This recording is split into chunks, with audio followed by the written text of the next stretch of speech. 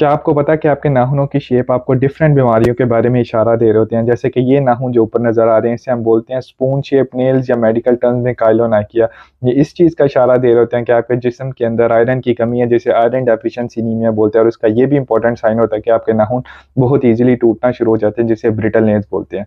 दूसरा, ये जो नेल्स हैं इन्हें हम बोलते हैं क्लबिंग। अब ये नाखून जो है इस चीज़ का इशारा दे रहे होते हैं कि आपके जिस्म के 3 इंपॉर्टेंट हिस्से, जैसे कि जिगर हो गया, दिल हो गया और फेफड़े लंग्स हो गए, इनकी कोई ना कोई क्रॉनिक बीमारी का शिकार हैं, इसलिए ज़रूरी है कि आप फ़ौरन डॉक्टर से रुजू करें।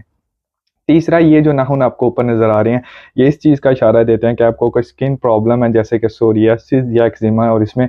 बार-बार आप रगड़-रगड़ के ख़ारिश करके आपके नाखूनों की शेप जो है वो चेंज हो जाती है।